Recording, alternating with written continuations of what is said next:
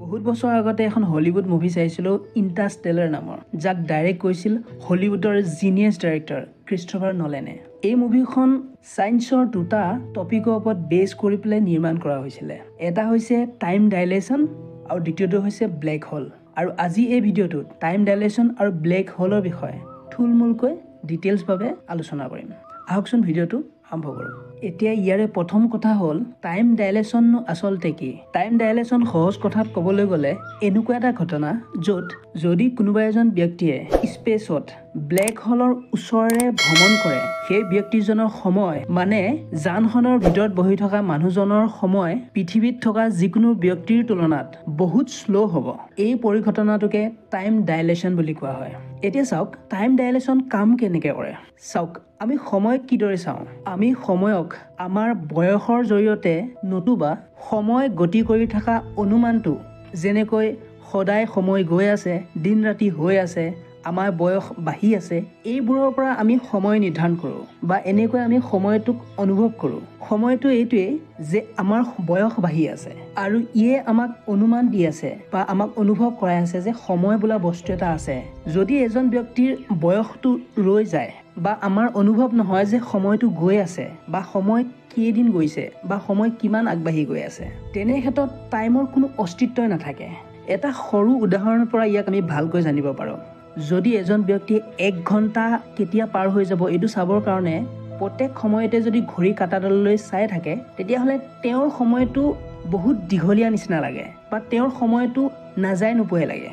কিন্তু সেই একেজন ব্যক্তিয়ে বেলেগ এটা চিটুৱেশ্যনত যদি এনেকুৱা এটা কাম কৰি থাকে বা এনেকুৱা এটা গেম খেলি থাকে আৰু তেওঁ 100% সেই কামটোৰ ভিতৰত সোমাই গৈছে, তেনে ক্ষেত্ৰত সেই ব্যক্তিজনৰ কাৰণে 1 ঘণ্টা বা 2 ঘণ্টা কেনেকৈ পাৰ হৈ গ'ল তেওঁ অনুভৱেই নহয়। তেওঁ এনেকুৱা লাগিব যে 1 ঘণ্টা তৎক্ষণাত পাৰ হৈ গৈছে।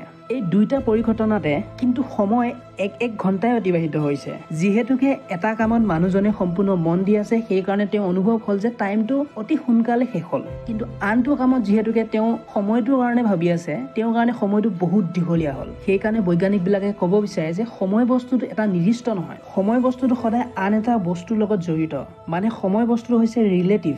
এতিয়া আমি ভাল লাগি থকা কামটো কৰি থকাৰ কাৰণে আমাৰ কাৰণে সময়টো বহুত কম।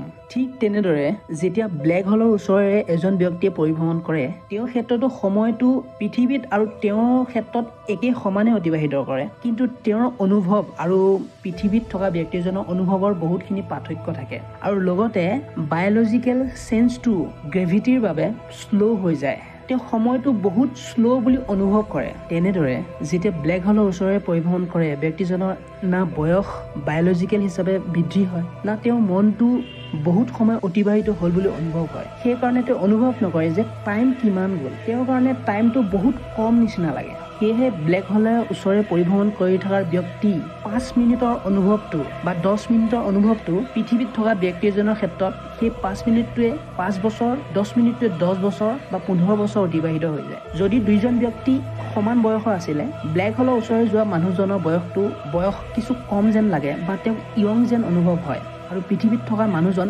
বৃদ্ধ হৈ পৰে, কাৰণ তেওঁ বায়'লজিকেল বহুতখিনি বেছি চেঞ্জ হৈ যায়। তাৰ উপৰিও তেওঁলোকৰ অনুভৱখিনি বহুত বেলেগ। পৃথিৱীত থকা মানুহজনৰ কাৰণে 15-20 বছৰ অতিবাহিত যোৱা বুলি অনুভৱ হয় আৰু ব্লেক হোলৰ ওচৰে পাৰ হৈ যোৱা মানুহজন যদিও 15-20 বছৰ পাৰ হৈ গ'ল, যিহেতুকে তেওঁৰ বায়'লজিকেল পৰিৱৰ্তন নঘটিল আৰু তেওঁ অনুভৱ নহ'ল, সেইকাৰণে তেওঁৰ বাবে সেই 15-20 বছৰ 15-10 মিনিট যেনহে অনুভৱ হয়। আৰু এই পৰিঘটনাটোকে টাইম ডাইলেশ্যন বুলি কোৱা হয়। এতিয়া আহোঁ আমি ব্লেক হোল কি বস্তু।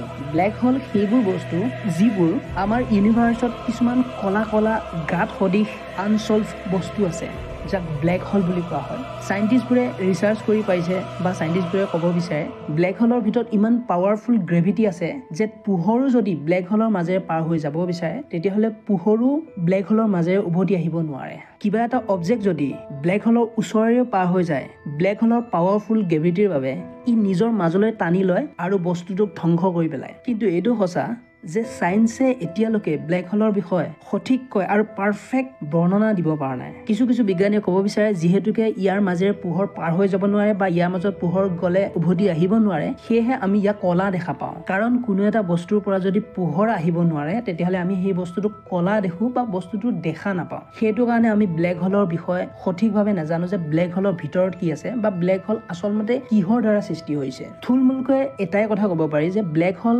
হৈছে এনেকুৱা কিছুমান অবজেক্ট যিটো দেখাত বহুত কলা আৰু তাৰ মাজত এটা পাৱাৰফুল গ্ৰেভিটি ফ'ৰ্চ আছে যি নেকি সকলো বস্তুক নিজলৈ টানি থাকে। আৰু বহুত বছৰ আগতে চোৱা এই ইণ্টাৰষ্টেলাৰ মুভিখনত এই দুটা কনচেপ্টৰ ওপৰত ভিত্তি কৰি ফিল্মখন নিৰ্মাণ কৰা হৈছিল। বহুত ধুনীয়া চিনেমা যাক বহুত বছৰ আগতে চাইছিলোঁ। গতিকে এই ভিডিঅ'টো আজি শ্বৰ্টকৈ এই দুটা টপিকৰ ওপৰত কিছু বৰ্ণনা কৰিবলৈ চেষ্টা কৰিলোঁ। যদি ভিডিঅ'টো ভাল লাগিছে লাইক কৰিব।